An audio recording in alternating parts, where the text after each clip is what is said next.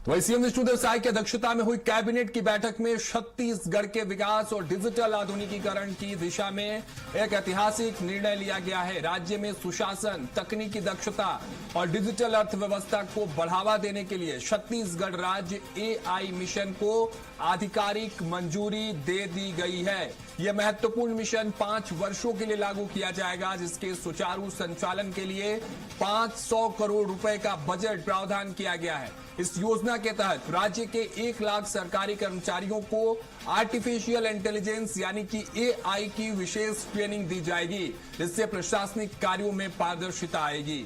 तो आज कैबिनेट बैठक में एक महत्वपूर्ण विषय पर मुहर लगी है। एआई को लेकर सुशासन और डिजिटल अर्थव्यवस्था को बढ़ाने की दिशा में यह कदम देखने को मिला है। एआई मिशन को मंजूरी मिली है। 5 वर्ष के लिए इस मिशन को मंजूरी दी गई है और इस पर 500 करोड़ का प्रावधान भी जो है वो तय किया गया है। आपको बता दें, एआई मिशन को लेकर छत्तीसगढ़ सरकार लगातार प्रयासरत थी। इसको लेकर आज की कैबिनेट में जिस तरह से बातचीत की गई होगी, चर्चा के बाद इस पर मुहर लगी है और किस तरह से एआई नेटवर्क के साथ इंटेलिजेंस के माध्यम से अर्थव्यवस्था को किस तरह से बढ़ाया जाए, इस पर फोकस रखते हुए इसको मंजूरी मिली है, जिसमें 1 लाख कर्मचारियों को प्रशिक्षित किया जाएगा। एआई टूल्स के बारे में, एआई किट के बारे में जानकारी दी जाएगी, जिसके बाद अब देखने वाली बात होगी कि एआई मिशन के बाद छत्तीसगढ़ की अर्थव्यवस्था के आधार और कितनी मजबूत है। आर्टिफिशियल इंटेलिजेंस मिशन को मंजूरी दी है।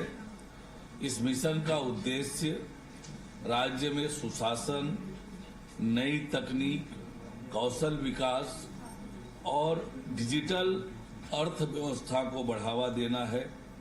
यह मिशन 5 वर्षों के लिए होगा, जिस पर 500 करोड़ रुपए खर्च किए जाएंगे।